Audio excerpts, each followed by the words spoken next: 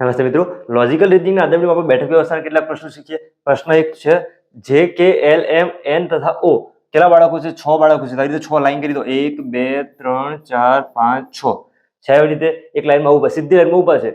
L છે કે ની બરાબર ડાબી બાજુએ તથા ઓ ની જમણી બાજુએ છે. કોની વાત છે? એલ ની. વિચારો કે એલ અહીંયા છે તો ક્યાં છે? તો કે ની બરાબર ડાબી બાજુએ. તો અહીંયા કે લખવું પડશે. કે ની બાજુમાં એલ થઈ ગયું. હવે આગળ આપેલું છે તથા ઓ ની જમણી બાજુએ ઊભો છે. કોણ? એ એલ ની વાત છે. તો અહીંયા ઓ આવવું જોઈએ. ઓ ની જો ઓ ની જમણી બાજુ એલ, કે ની ડાબી બાજુ પણ એલ. થઈ ગયું એક લાઈન. આગળ શું કીધું છે? એમ છે ડાબી બાજુથી 5મા સ્થાને છે. આ કેમ અહીંયા લખ્યું? આનું સ્થાન આપણે આપ્યું નથી એટલા માટે. જો એમ છે ડાબી બાજુથી 5મા સ્થાને છે, તો જો ડાબી બાજુથી 5 પર છેલ્લેથી બીજું અહીંયા થવાનું. જો 1 2 3 4 5 કોણ થઈ ગયું? એન. આગળ શું કીધું? બંને છેડા પર જે અને એન છે. તો બંને છેડા પર જે અને એન કીધું છે તો થશે શું? જે એન. જે એન. આ ઓપ્શનમાં કેમ રાખ્યા છે?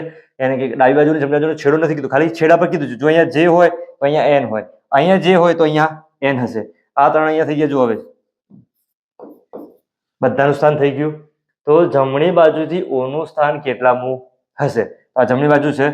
જમણી બાજુથી આપણે ઓ જુઓ 1 2 3 4 5 છે. 5મા નંબર ઓપ્શન જોઈ લો. હવે જો ઓપ્શન બી 5મો. આ શું થઈ ગયું? આન્સર. આવી રીતે સોલ્વ કરવાનું. જેટલું આપેલું હોય સ્થાન જોવાનું. કેન્દ્રની દિશા છે અથવા ઉત્તર દિશા કીધી હોય, દક્ષિણ દિશા કીધી હોય તો અહીંયા જો ડાબી બાજુ થાય, આ જમણી બાજુ થાય, ધ્યાન રાખવાનું. આના અલગ અલગ વિડીયો મૂકેલા છે. જો વિડીયો પસંદ આવતો વિડીયો લાઈક તમારા મિત્રો સાથે શેર કરતા રહેજો. આગળ હવે ક્વેશ્ચન 2 જોઈએ. અહીં જો શું આપેલું છે? એમ એન ઓ અને પી એક વર્તુળાકાર ટેબલ પર બેઠા છે. તો આવી રીતે વર્તુળાકાર ટેબલ હશે. એમાં 4 વ્યક્તિ છે. 1 2 3 4. એના લાઈન જોઈએ. જો એમ છે, એમને પી ની પાસે બેસવાનું પસંદ નથી. વિચારો કે આપણે એમ ને અહીંયા બેસાડીએ તો પી એની બાજુમાં બેસવું જોઈએ નહીં, એટલે અહીંયા પણ ના બેસવું જોઈએ, અહીંયા પણ ના બેસવું જોઈએ. એક જ જગ્યા બાકી છે.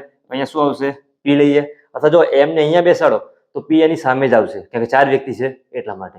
હવે એન છે પી ની જમણી બાજુએ બેઠો છે. તો આ બધા આવી રીતે બેઠા છે તો બધાનું મોં ક્યાં હશે? એકબીજાની સામે, એટલે અહીંયા કેન્દ્રની તરફ હશે. તો જો આની જે આ જમણી બાજુ છે, આ ડાબી બાજુ છે, એટલે લેફ્ટ રાઈટ કહેવાય. એવી રીતે અહીંયા જોવાનું. આના માટે ઊંધું થશે. શું કીધું છે? એન છે પી ની જમણી બાજુએ છે. પી અહીંયા છે, એની જમણી બાજુ આ બાજુ થવાની. કોણ આવવું જોઈએ? એન. બાકી શું રહેશે? જો એમ એન ઓ પી. એમ એન અહીંયા ઓ આવી જશે. લાઈન જોવાની. એક્ઝામમાં શું હોય? અહીંયા લાઈનમાં જ આપેલા છે આલ્ફાબેટ ABCD ના. કોઈ કોઈ એક્ઝામમાં અલગ અલગ પણ લીધેલા હોઈ શકે છે. આના પરથી કયું કથન ખોટું છે આપણે શોધવાનું છે.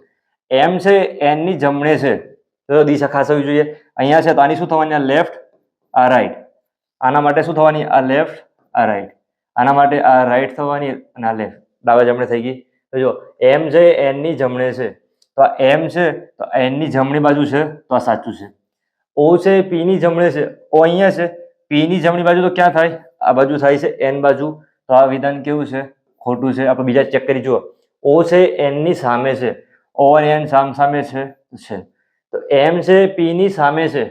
એમ અને પી સામે છે તો આ પણ સાચું છે. તો વિધાન બી એ ખોટું છે. એટલે આપણે જવાબ શું થવાનો? ઓપ્શન નંબર બી આન્સર થવાનો. આવી જ રીતે મેથ્સ અને રીઝનિંગ છે સરળતાથી સમજવા માટે ચેનલ યુટ્યુબ ઉપર સબસ્ક્રાઇબ કરજો. વિડીયો પસંદ આવ્યો હોય વિડીયો લાઈક કરી તમારા મિત્રો સાથે શેર કરજો.